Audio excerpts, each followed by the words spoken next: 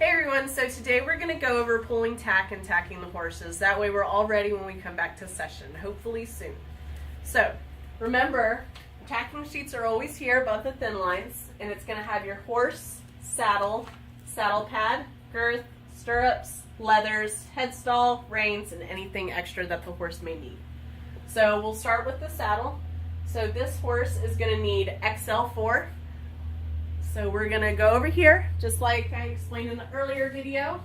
All the saddles are labeled, and we are going to get XL4. So on the rack it says XL4, and on the saddle it says extra large 4. So you know exactly where it is. And then remember, when you finish with your tack, please put it back where you got it from. That way it's easier for the next person to find and we're not grabbing wrong saddles.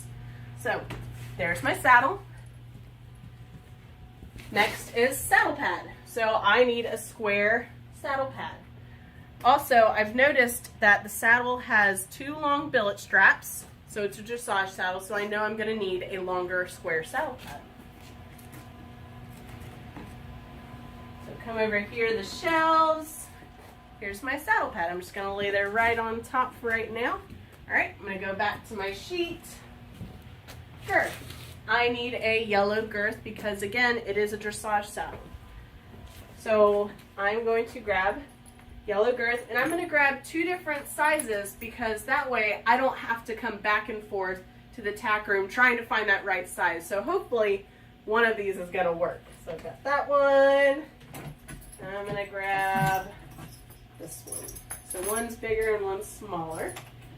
All right, back to the sheet. Stirrups, red stirrups. So all of our stuff is labeled and color coded, which really helps us. So I'm going to grab the red stirrups, and while I'm over here I might as well grab the leathers, and it says red as well. So I'm grabbing my leathers, and I'm remembering to look for the numbers. That's the married pair. That way they're the same length, same holes as best as possible, and I don't have to worry about whether they're the same leather and same length. So, got my stirrups, my leathers. I'm going to put it with my saddle. That way I don't lose it. Okay. Now for the headstall, it says side pull, right? We want to remember side pulls are on the bottom. Okay, so it said the horse is Cole, so I'm going to grab Cole's side pull, and again, when I'm finished, I'm going to make sure I put Cole's side pull back on Cole's hanger.